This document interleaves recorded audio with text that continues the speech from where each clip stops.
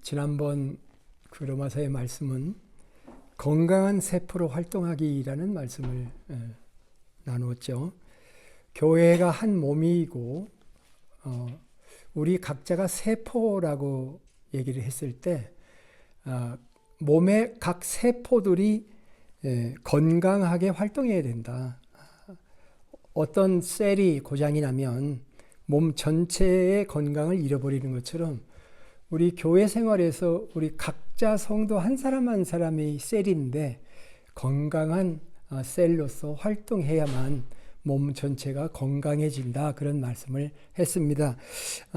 대략 7가지 얘기를 했어요. 부지런해야 된다, 열심히 있어야 된다, 소망 중에 즐거움도 있어야 되고 환난 중에 참음도 필요하고 기도에 항상 힘쓰는 것 같이 이 개개인의 신앙생활도 중요하고, 그리고 성도들의 필요를 나누어 주는 것과 손님을 환대하는 것과 같은 것들이 있을 때 몸 전체가 건강해진다 하는 메시지를 했습니다.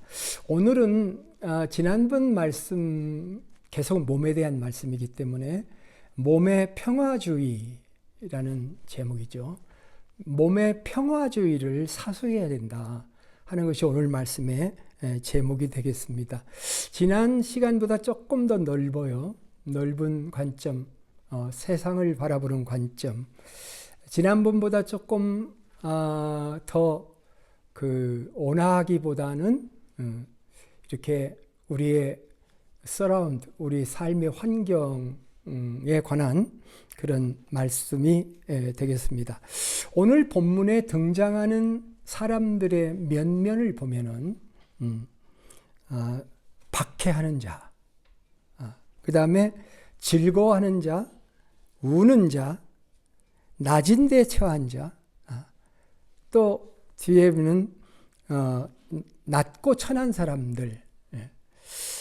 마지막에 19절 20절에는 2번 반복되는데 원수, 이런 간단치 않은 문제들이죠, 그죠? 쉽지 않은 문제들. 우리 주변에 산재해 있는 다양한 종류의 사람들이 우리 주변에 공존하고 있다고 하는 사실을 우리에게 상기시켜 줍니다. 세상은 그리 단순하지가 않다라고 하는 것이죠. 그래서 그리스도인으로서 세상을 살아가는 게 그리 단순하지만은 않을 수가 있다라고 우리에게, 그런 환경일지라도 그 가운데서 우리의 평화를 어떻게 지켜가야 되느냐 하는 문제를 오늘 본문이 다루고 있는 것입니다. 한 5가지 주제가 본문에 있어서 하나씩 얘기해 보려고 하는데, 첫째는 우리 주변에는 늘 박해자가 있다라고 하는 것입니다. 한번 따라서 해볼까요? 우리 주변에는 늘 박해자가 있다. 그래도 축복하고 저주하지 말아야 된다, 이런 말씀을 하고 있습니다. 14절이죠. 너희를 박해하는 자를 축복하라. 축복하고 저주하지 말라. 초기 기독교 교회는 늘 박해자가 있었습니다.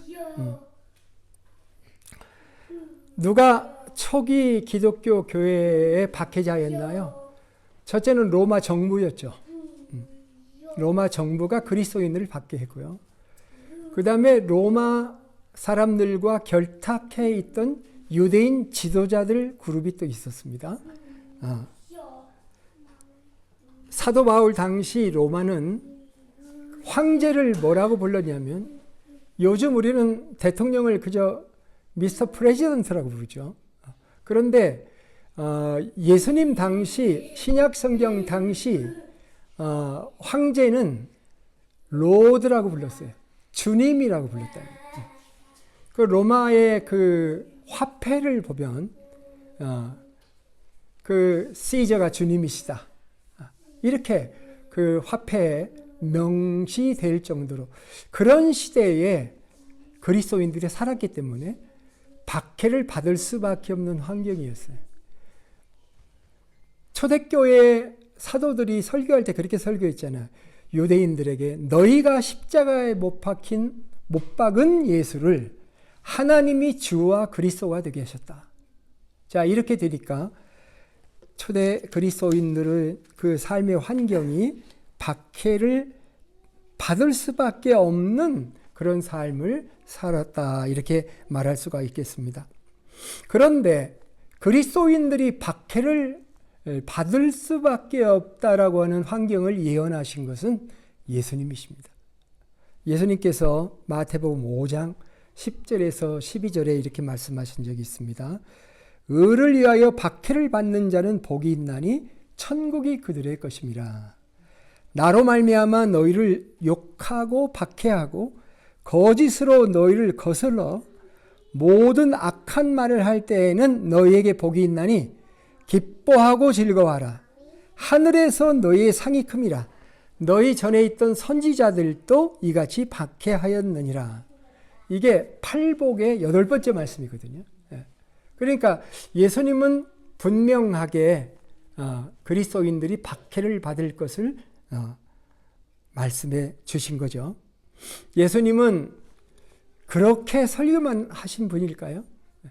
박해를 받을 것을 말씀하시면서 기뻐하고 즐거워하라라고 말씀하신 그 예수님은 자신이 박해를 받을 때 뭐라고 말씀하셨을까요? 예수님이 십자가에 못 박히실 때에, 십자가에 달리셨을 때 첫 번째 하신 말씀이 뭐였죠?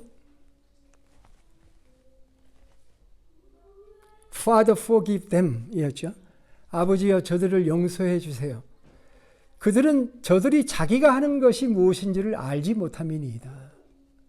예수님은 박해받는 것을 기뻐하라고 말씀하셨을 뿐만 아니라 본인이 십자가에서 자기를 박해하는 자들을 용서하는 말을 하시고 축복하는 말을 하심으로 자기가 한 말을 실천하신 분이다라고 하는 것입니다. 우리는 예수님을 닮아가는 것이 우리 신앙의 목표가 되기를 원하는 사람들입니다. 맞죠? 예수 닮는 것. 구원받은 것은 기본이고 그 기본 위에 날마다 내 삶 속의 언어에서 내 생각 속에서 어떻게 주님을 닮아가느냐 하는 것이 우리의 관심사가 되는 것입니다. 세상에는 내 편만 있는 게 아닙니다. 내게 고통을 주는 박해자들이 우리 주변에 언제든지 존재할 수 있습니다. 그런데 이것이야말로 우리의 믿음을 강하게 만들어주는 하나님의 축복된 환경일 수도 있습니다. 하나님은 박해자를 통해서 우리의 신앙을 훈련하기도 하시는 겁니다. 그러므로 감사해야 되고, 그런 환경에서 나에게 박해를 한다라고 느껴지는 자들을 향해서 저주의 말을 하지 아니하고 오히려 축복의 말을 하고 감사의 말을 해야 된다라고 하는 것이 오늘 본문의 첫 번째 메시지입니다. 두 번째는 우리 주변에는 여러 종류의 마음에 안 드는 사람들이 많이 있습니다. 그렇지만 그럴지라도 우리는 이들과 함께 잘 어울려 살아야 된다라고 하는 메시지를 우리에게 주시고 있습니다. 그게 15절 16절의 말씀입니다. 즐거워하는 자들과 함께 즐거워하고 우는 자들과 함께 울라. 서로 마음을 같이하여 높은 데 마음을 두지 말고 도리어 낮은 데 처하여 스스로 지혜 있는 채 하지 말라. 제가 15절 16절을 읽는데 메뉴가 떠오르더라고요. 무슨 메뉴가 떠오르냐면 햄버거가 떠오르고요. 샌드위치가 떠오르고 그게 떠오르더라고요. 샌드위치 어떻게 만듭니까? 햄버거 어떻게 만들어요? 밑에다 한 장 놓고 그 위에 쌓아놓고 마지막에 또 한 장 덮는 그 샌드위치잖아요. 제일 밑에 박해하는 자가 들어있어요. 박해하는 자가 들어있고 즐거워하는 자들이 들어있고 또 우는 사람이 들어있어요. 예. 높은 데 마음을 둔 사람도 있고 낮은 데 겸손한 마음이 아닌 사람, 스스로 지혜 있는 채 하는 사람 들어있고요. 그리고 마지막에 카바를 덮었는데 원수를 덮었어요. 자, 이게 무슨 버거예요? 무슨 샌드위치입니까? 이 본문의 15절, 16절 샌드위치는 다양한 종류의 사람이라고는 샌드위치가 이렇게 박해로 시작해서 원수로 끝나는, 밑에는 박해고 위에는 원수고 가운데는 다양한 종류의 사람들이 들어있는 샌드위치를 얘기하는 것 같아 보인다라고 하는 것입니다. 예. 참 세상에는 별별 종류의 사람들이 다 살고 있죠. 늘 즐거움을 추구하는 사람, 펀을 추구하는 사람, 늘 울고 있는 사람, 예. 늘 타인의 마음에 관심이 없는 사람들, 늘 높은 데만 마음을 두고 성공하는 일에만 관심이 있고, 낮고 겸손한 마음보다는 교만하고 자기가 제일 잘났다고 생각하는 그런 사람들로 가득한 혼란스러운 세대에서 우리가 살고 있다라고 하는 것입니다. 그런데 이런 사람들을 바라다 보면서 사도 바울이 우리에게 권면한 것은 함께 즐거워하고 또 함께 울라라고 하는 얘기를 우리에게 해주고 있다는 것입니다. 여러분, 함께 즐거워하고 함께 울어줄 수 있는 공감하는 마음, 이거 가지고 있으면요, 그 사람은 리더의 자격이 있는 사람이에요. 되게 많은 사람들이 자기에게 관심이 있어요. 다른 사람에게는 관심이 없어요. 그런데 이런 공감한 마음을 가지면 옆에 친구도 붙고, 그리고 더불어 살아가는 공동체 생활을 해나가게 되는 것이죠.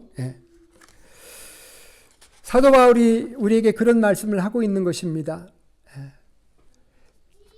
이런 함께 울고 함께 우는 공동체 생활을 하는 것이 우리 교회 생활이었으면 얼마나 좋겠습니까? 오늘날 이 세상에서는요, 그리스도인들이 참 어떻게 취급을 받고 있느냐라고 하는 질문을 하게 될 때에 그리스도인들이 존경을 받는 그리스도인들도 있습니다. 그런데 세상은 그리스도인들을 향해서 점점 더 정반대의 경향성을 보이고 있죠.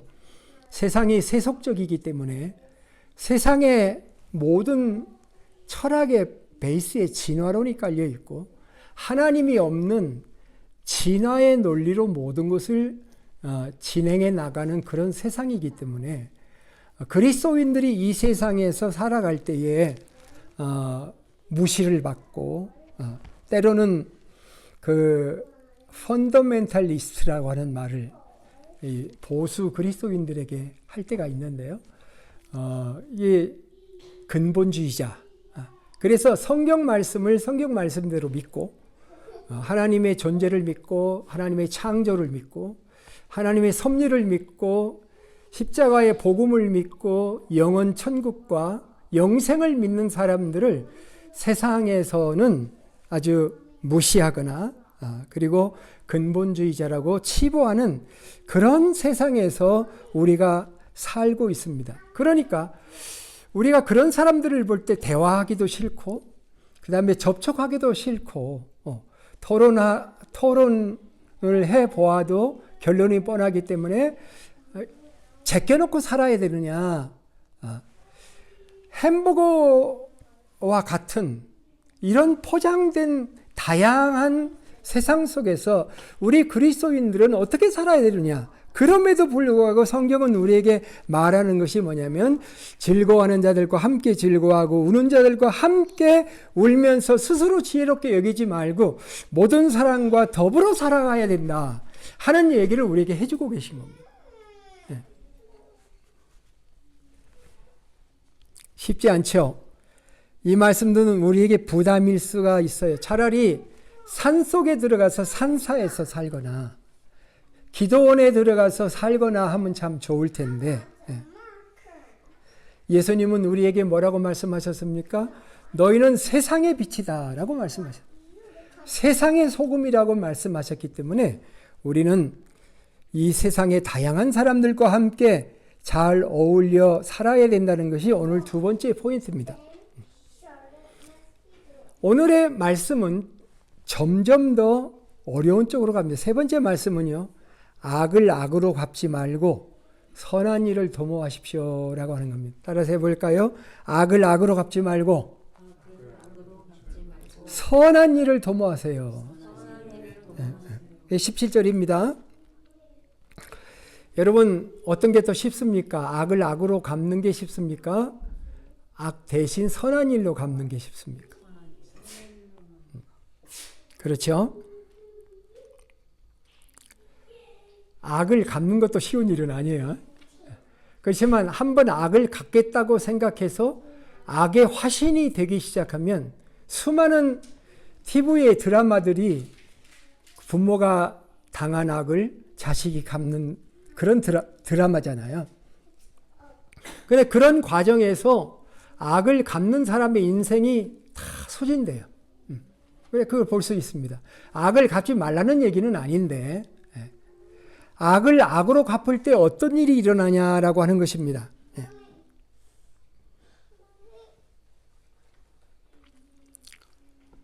악을 악으로 갚지 말고 선으로 선한 일을 도모하시오. 참 말은 아름다운 말이죠. 그죠? 근데 악을 당해보지 않은 사람의 입장과 악을 경험해 본 사람의 입장은 또 달라요. 그래서 나는 이 악을 도무지 갚지 않고는 내 인생에 의미가 없다라고 생각을 해서 평생 그 일을 하다가 인생을 소진하는 경우가 참 많습니다. 그런데 베드로 사도가 비슷한 말씀을 하셨는데 뭐라고 얘기했냐면 마지막으로 말하노니 너희가 다 마음을 같이하여 동정하며 형제를 사랑하며 불쌍히 여기며 겸손하며 악을 악으로 욕을 욕으로 갚지 말고 도리어 복을 빌라 이를 위하여 너희가 부르심을 받았으니 이는 복을 이어받게 하려 하심이라. 베드로 사도도 바울과 같은 톤입니다. 그런데 베드로 사도는 우리가 왜 악을 악으로 갚으면 안 되느냐 그 이유를 우리의 부르심 때문이다. 하나님이 우리를 부르실 때 그렇게 부르시지 않았다.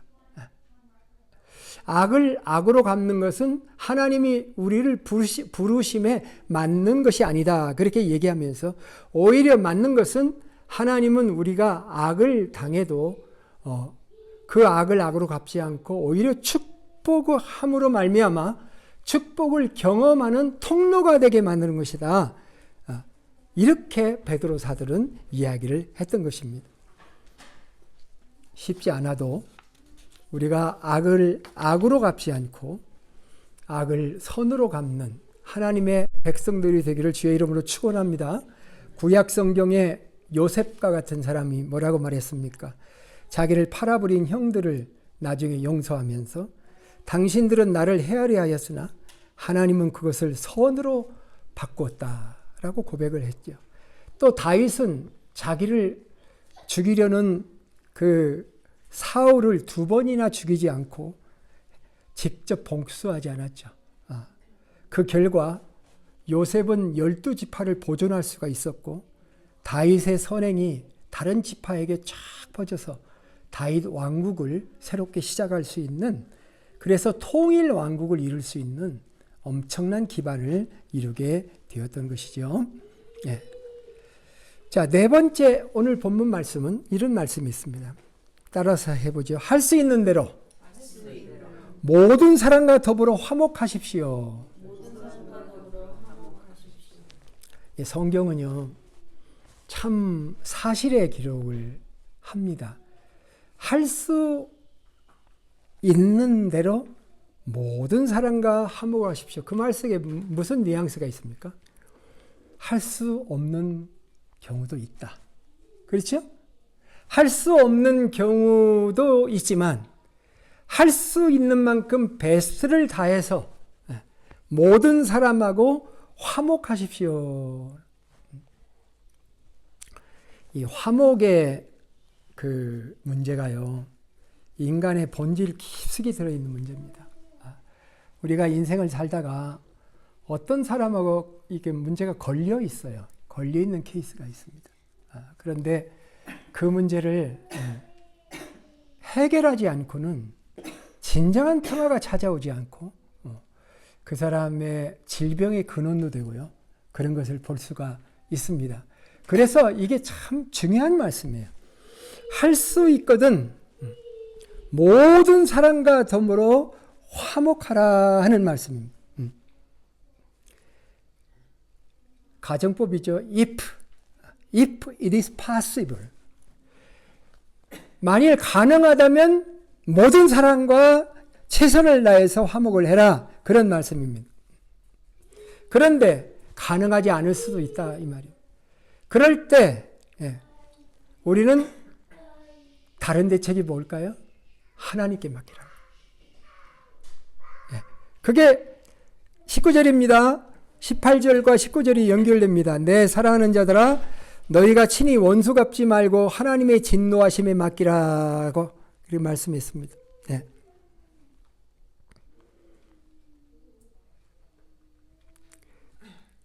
사람들은 법은 멀고 주먹은 가까워서 내가 직접 원수 갚는 게 그래도 빠르지 않을까. 이 서부 영화의 총재배들 보면은 법은 저쪽에 있어요.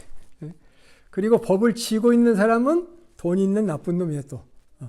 그러니까 정의의 총잡이가 법망을 기다릴 수가 없고 넘겨봐야 소용이 없으니까 직접 처리하는 서부 활극의 스토리가 나오죠.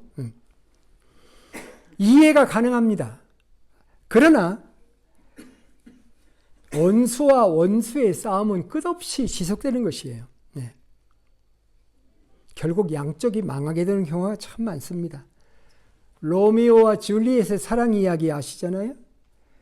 단지 3번 만나서 사랑에 빠진 이들은 서로 두 집안이 원수 집안의 사람들이라는 한계 때문에 결국 죽음으로 끝나게 되죠. 이것을 비극으로 분류하기는 하지만 사실 이들의 사랑이야말로 그들의 죽음이야말로 그 문제를 해결하게 된 것입니다. 따라서 우리는 할 수 있는 대로 모든 사람과 화목하기를 노력하되 내가 할 수 없는 일은 하나님의 진노하심에 맡기고 하나님의 심판에 맡겨서 하나님이 그 문제를 다스려 나가도록 하라. 이렇게 사도 바울은 실제적인 권면을 해주고 있습니다. 마지막으로 따라서 해봅시다. 선으로 악을 이기라. 네, 선으로 악을. 구체적으로 20절, 21절에 나와 있어요. 20절, 21절은 스토리가 이거예요. 원수가 있었는데 그 원수가 망했어요.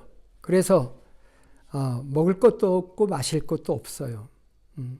이때 원수 망한 것을 아주 고소하게 생각하지 말고 너 심판받았으니까 잘됐다 그렇게 생각하지 말고 오히려 춥고 배고픈 그 원수의 머리에다가 숯불을 피워서 따뜻하게 해서 먹고 마시게 선을 베풀어 주는 것, 그것이야말로 진정한 승리다. 이렇게 말씀하고 있는 것이 오늘 본문의 말씀인 것입니다. 이 세상에서 참 쉽지 않은 것들이죠. 자, 오늘 말씀을 제가 할 때 20년 전에 한 사건이 생각이 났습니다. 2006년 10월 2일 날 그 미국 펜실바니아주 랭카스터 카운티에 니켈 마인스라고 하는 조그만 시골 마을이 있었습니다. 근데 그 시골 마을은 아미시 그 동네였어요. 아미시는 그 학교를 1학년부터 8학년이 한 교실에서 수업을 합니다. 그런데 그 아미시 마을에 수십 발의 총성이 울렸어요. 찰스 칼 로버트라는 사람이 여러 정의 총기를 들고 난입을 해가지고 남자아이들을 다 내보내고 여자아이들만 남게 하고서는 연락받고 온 경찰과 그 대치하면서 총기를 난사해가지고 5명의 아미시 소녀들이 즉사했고 5명이 큰 중상을 입었습니다. 그리고 범인은 자살을 했어요. 학교 총기 사고가 미국에는 참 많이 나기 때문에 그렇게 크게 사고가 나지 않은 것이었지만은 미국 전역에 충격에 빠뜨린 것 이유는 그 아미시 마을은 총기는 물론 자동차도 전기도 텔레비전도 컴퓨터도 사용하지 않는 그 초기에 미국 사람들의 생활을 영위하면서 농사와 목공 등을 주려하며 살아가는 철저한 평화주의자 마을이었기 때문이었습니다. 그런 곳이 총기 사고에 안전하지 않다고 하는 것 때문에 미국 전체가 정말 안전한가 하는 그런 깊은 고민이 있었던 것입니다.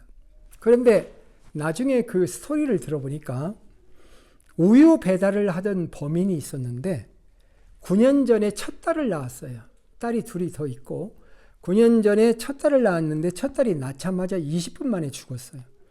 그래서 이 사람은 자기가 생각하기를 나는 신으로부터 저주를 받고 있다 하는 강박관념이 그 사람 정신 착란 같은 거죠. 있게 되었습니다. 범행 당시에 그 악몽이 되살아나면서 괴로워하다가 우유를 수집하러 다니는 평화로운 아미시 아이들을 보고 그 학교를 대상으로 삼아가지고 그 부근에 살았어요. 그 사람도. 그래가지고 그 학교에 일체 경비도 없고 지키는 사람도 없고 그래가지고 그 일을 시작했는데 그 당시 아이들이 자기가 낳았을 때 첫 장녀가 죽었던 나이에 아이들이 있는 것을 보고 확 들어온 거예요. 그런데 이 사건이 미국에 준 충격이 뭐였냐면 그 당시 아미시 사람들이 보여준 행동이었어요. 자신의 딸이나 손녀나 친척이 죽거나 중상을 입어서 병원에 긴급 호송되었음에도 불구하고 아미시 사람들이 벌써 당일날 가장을 잃고 그 두 딸과 함께 죄인으로 망연자실 앉아있는 그 범인의 가정을 방문하기를 시작했습니다. 그리고 위로하기 시작했어요.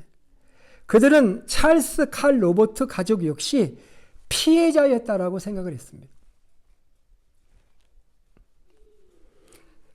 그들은 이 가족의 장례식, 하관식에 참여를 했는데 거의 장례식, 하관식에 참여한 사람들의 절반이 다 아미시 사람들이었어요. 그들은 전국에서 답지한 헌금들을 비용을 제한 금액을 이 가족들에게도 똑같이 전달했고 그 사건이 끝난 한 달 이후에까지 미망인을 자기들의 집으로 초청해서 식사를 같이 하며 서로 위로와 친교를 나누었다고 합니다. 이런 아미시들의 행동에 미국 언론은 큰 충격을 받았습니다. 그들의 용서와 관용의 의미와 배경에 대한 관심이 집중되었고 용서의 범위와 한계에 대한 많은 논쟁을 불러 일으켰었습니다. 이 사건이 발생한 지 6개월 후에 펜실베니아에서 멀리 떨어지지 않은 버지니아 텍에서 한국인 조승희 씨에 의한 총기 사고가 있었던 걸 여러분 아마 기억할지 모르겠습니다. 그런데 이 당시에 기적 같은 일이 벌어졌는데 당국과 미국 시민들의 반응이 6개월 전에 일어났던 바로 그 사건과 연관되어서 나타나기 시작했던 것입니다. 아미시들은 그 버지니아 텍에 컴포트 길트라고 하는 그러한 그 자수하는 작품이에요. 이런 텐넌트 만들어가지고 거기다 자수를 해서 위로의 말들을 이렇게 새겨서 그 컴포트 길트라고 이름 붙인 것을 전달하게 됐는데 이게 결국은 어디에서 온 거냐고 하면은 아미시의 활동에서 마지막에 그걸 또 아미시가 전달해 줬어요. 그래서 그 해에 일어난 이 몇 가지 사건을 통해서 정말 최현대식의 문명을 거부하고 사는 저들이 진정한 평화주의자가 아니냐.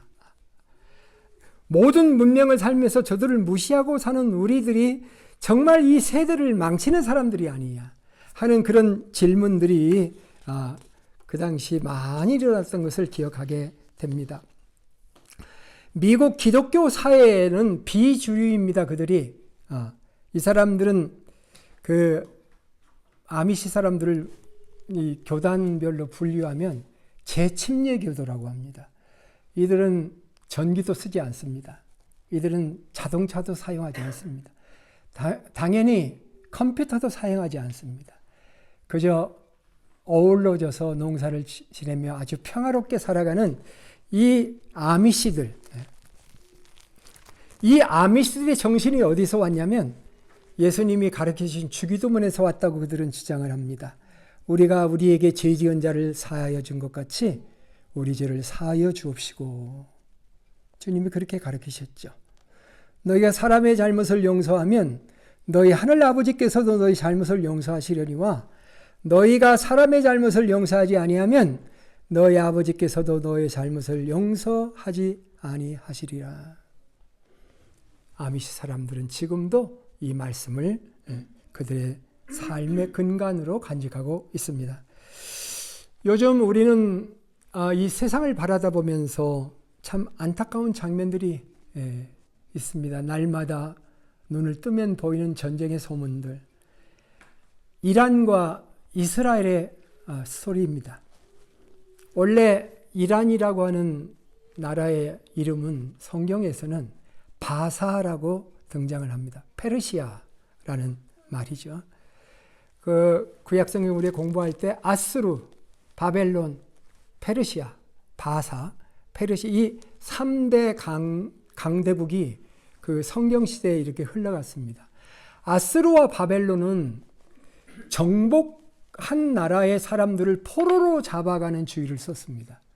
특별히 유대인 같은 사람들은 저항의식이 심해서 독특해서 포로로 잡아가야 된다고 해서 북왕국은 아시리아에, 남왕국은 바벨론에 포로로 잡혀갔는데 세 번째 왕국인 페르시아 왕국은 오히려 정반대로 포로 귀환 정책을 썼잖아요.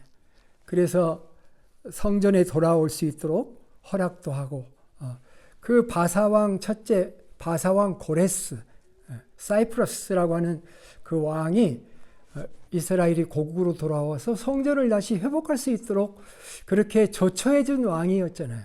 그러니까 어떻게 보면은 이란은 이스라엘에게 은인의 나라예요.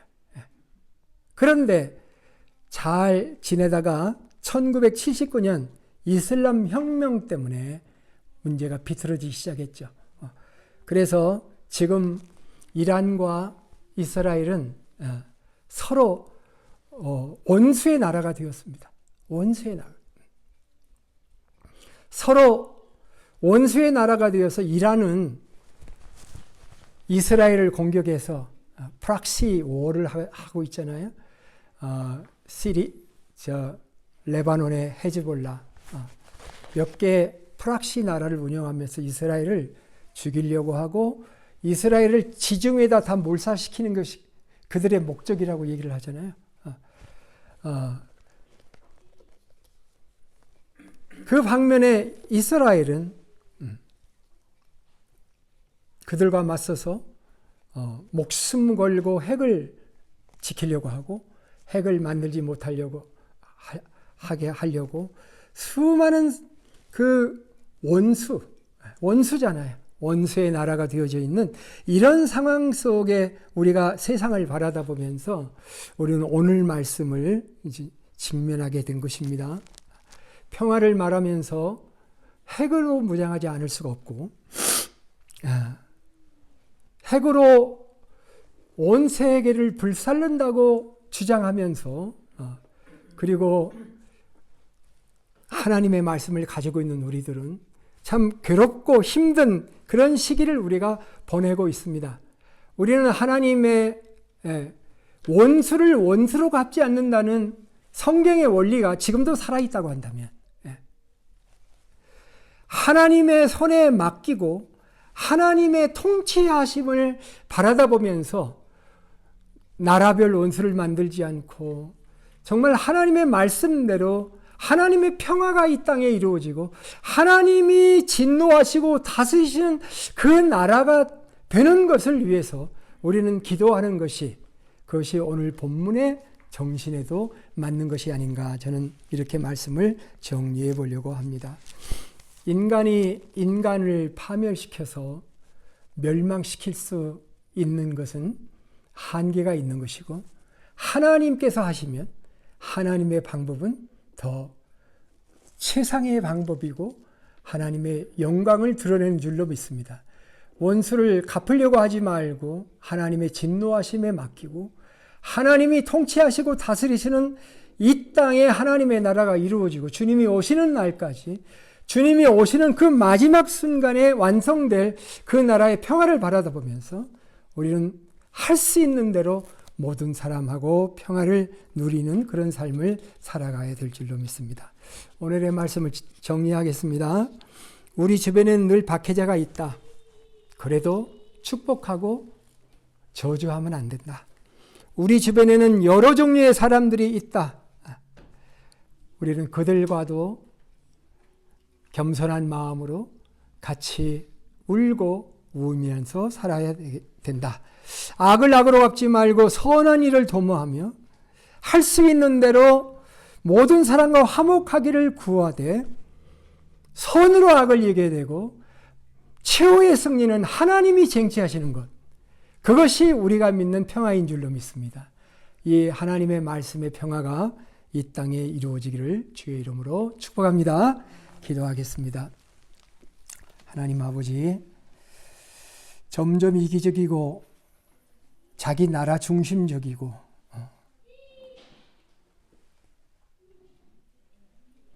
우리 위에는 상관이 없는 혼돈의 세상에서 우리가 살고 있습니다. 그런데 성경의 가르침은 분명합니다. 우리는 하나님의 평화가 이 땅에 이루어지기를 원합니다. 전쟁과 전쟁으로 해결되지 않는, 나라와 나라로 해결되지 않는 하나님의 평화가 이 땅에 임하기를 소원합니다. 복음 이외에는 방법이 없고 예수 그리스도 십자가의 도 외에는 방법이 없는 것 같습니다. 내가 그리스도와 함께 십자가에 죽는 방법 외에는 이 세상에 구원이 없고 이 세상을 구원하는 하나님의 방법도 없습니다. 주님, 복음을 사랑하고 십자가의 복음을 사랑하며 주님의 평화를 사랑합니다. 이 땅에 하나님의 평화가 임하기를 원합니다. 세상의 모든 나라들이 무기를 내려놓고 하나님의 복음 앞에 무릎 꿇는 그 나라가 이 땅에 올 것을 소원합니다. 주님, 축복하여 주시옵소서. 존귀하신 예수님의 이름으로 기도드립니다. 아멘.